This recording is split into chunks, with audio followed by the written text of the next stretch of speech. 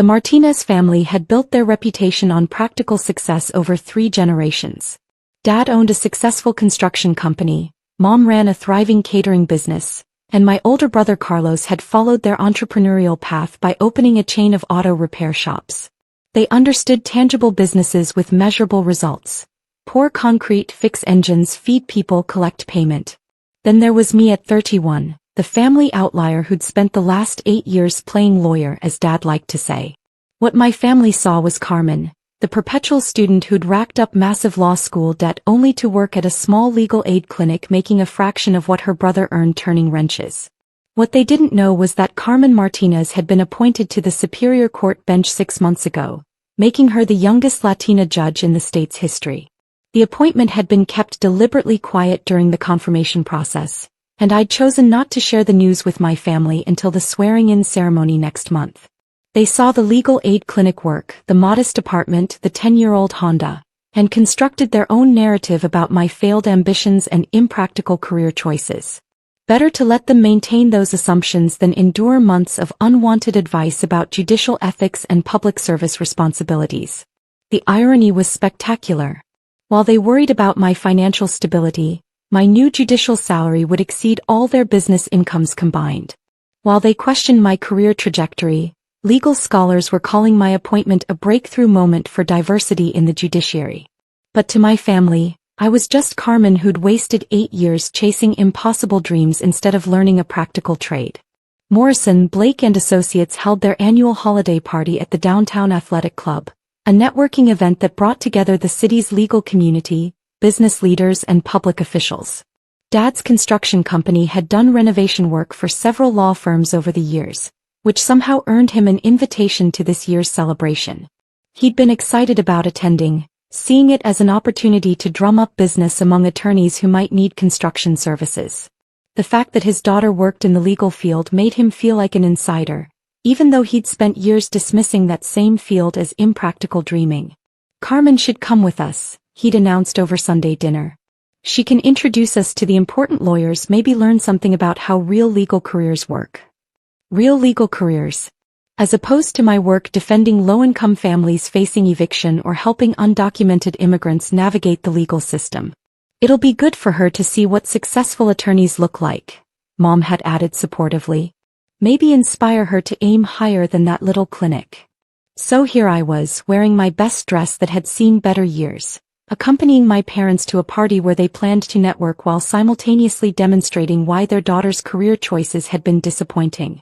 The athletic club was elegantly decorated, filled with lawyers in expensive suits discussing cases, partnerships and billable hour targets. Dad worked the room enthusiastically, introducing himself as a construction contractor and mentioning his daughter's legal background as a conversation starter. "This is my daughter Carmen," he'd say to anyone who'd listen. "She works at a legal clinic downtown. Still chasing those lawyer dreams." The condescension was subtle but unmistakable.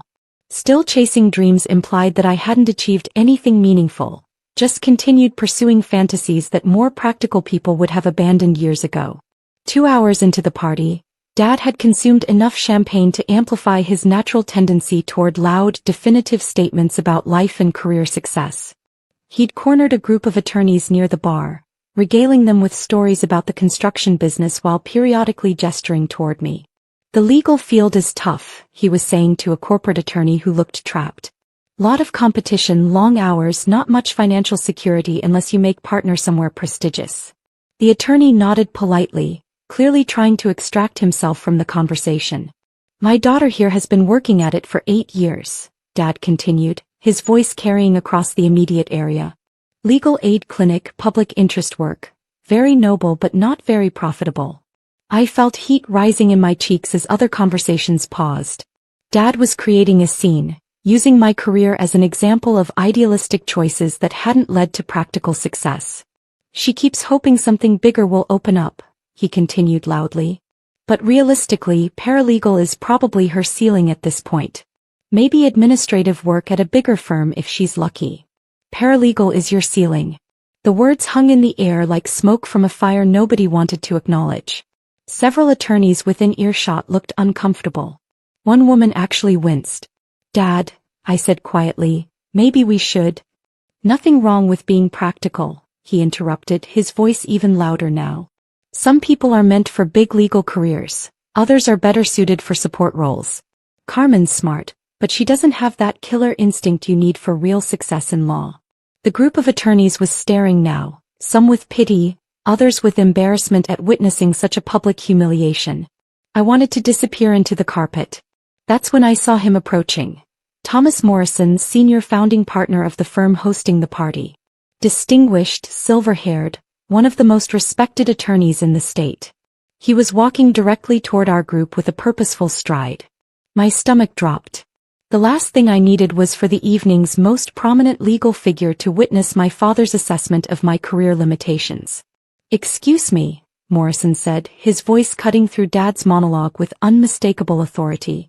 I couldn't help but overhear. Dad turned, suddenly aware that someone important was approaching. Morrison's presence commanded immediate attention. Conversations stopped, people stepped aside, the entire area focused on whatever he was about to say. "Judge Martinez," Morrison continued, his face breaking into a genuine smile. "I didn't expect to see you here tonight." Judge Martinez. The title hit the group like a physical force. Dad's champagne glass actually trembled in his hand. "Mr. Morrison," I said, extending my hand. "Thank you for the invitation. The honor is ours. I have to say your appointment to the Superior Court has generated tremendous excitement in the legal community. Youngest Latina judge in state history. Absolutely groundbreaking."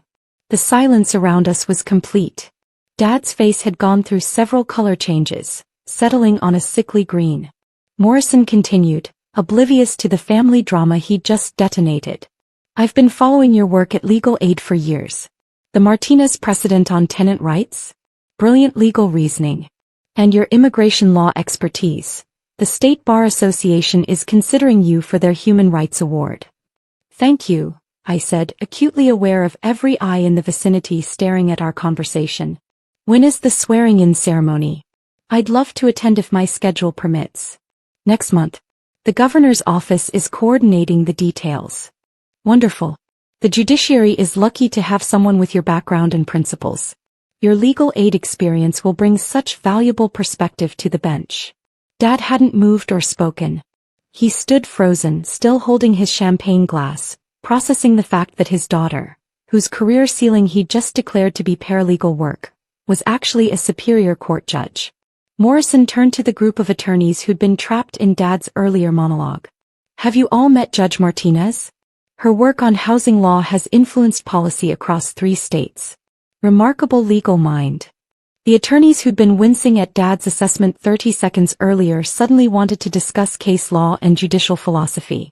The woman who'd looked pitying now asked about my transition from advocacy to the bench. Through it all, Dad remained silent, his face cycling through emotions I'd never seen before. Shock, embarrassment, confusion, and something that might have been pride mixed with mortification. Morrison eventually moved on to greet other guests, but the damage was done. Word spread quickly through the party that the young woman whose father had been loudly declaring her career limitations was actually the state's newest Superior Court judge. Attorneys approached me throughout the rest of the evening, some offering congratulations, others asking about my judicial philosophy or my plans for certain types of cases. Each conversation reinforced the gulf between reality and Dad's public assessment of my capabilities. Dad stood nearby, nursing the same glass of champagne, occasionally opening his mouth as if to speak, then closing it again without words emerging. Finally, as the party was winding down, he approached me near the coat check. "Carmen," he said quietly, "I think we need to talk." "Do we?" I asked, gathering my purse. "Judge Martinez. When did this happen? How long have you known?" "The appointment came through 6 months ago. The confirmation process took another 4 months. And you didn't tell us? Would it have changed anything about tonight?" The question stopped him cold. Because we both knew the answer. Yes, it absolutely would have changed everything. He would never have made those comments about my career ceiling if he'd known I was a Superior Court judge. He would have introduced me differently, spoken about my work with pride instead of resignation. But he would have changed his behavior because of status and recognition, not because I deserved basic respect as someone working to serve justice and help vulnerable populations. We didn't know, he said weakly. You didn't know because you never asked what my work actually involved. You saw legal aid clinic and decided what that meant without showing any interest in my cases, my impact or my professional development. Mom appeared, having overheard enough conversations to piece together what had happened. Carmen, sweetheart, why didn't you share this news with us? Because I wanted to see how you'd treat me without knowing. And now I know. Dad's face reddened. Carmen, I'm proud of what you've accomplished. I always supported your career. You called paralegal work my ceiling 20 minutes ago. The truth hung between us like a wall. There was no walking back what he'd said, no reframing it as supportive parenting or tough love. I didn't realize the scope of your achievements, he said finally. That's exactly the problem. You didn't realize because you didn't care enough to find out. The swearing-in ceremony was held at the state capitol, with the governor presiding and the chief justice administering the oath. My family attended, sitting in the front row, watching their disappointing daughter become the youngest Latina judge in state history. The media coverage was extensive. Legal journals wrote about the significance of my appointment. The state bar featured my story in their quarterly publication. Civil rights organizations celebrated the breakthrough moment for judicial diversity. Dad keeps those articles in a folder now, showing them to anyone who'll listen. He's become my biggest supporter, bragging to clients about his daughter the judge, conveniently forgetting his previous assessment of my career prospects. The family dynamic has shifted permanently, but the damage to our relationship took longer to repair. Trust isn't restored by newspaper articles or ceremonial appointments. It's rebuilt through consistency, respect, and acknowledgement of past failures. I still work in public service, still drive my practical car, still choose substance over show. The judicial salary allows for more financial security, but my values haven't changed. Justice isn't about prestige or recognition. It's about ensuring fairness and protecting people's rights. The people who knew my worth before they knew my title. My colleagues at Legal Aid, the families I'd helped, the community leaders who'd worked alongside me, they're still the same. Because genuine respect isn't built on job titles or ceremonial appointments. Dad called about Christmas plans last week. No mention of career ceilings or practical limitations. No suggestions about aiming higher or being more realistic. Some lessons take public humiliation to stick, but they do stick eventually. Even for fathers who mistake quiet dedication for lack of ambition. Last month, I presided over my 100th case as a Superior Court judge. Every decision is guided by the principles I learned serving vulnerable populations. Fairness, compassion, and unwavering commitment to justice under law. That's worth more than all the networking opportunities and family approval in the world.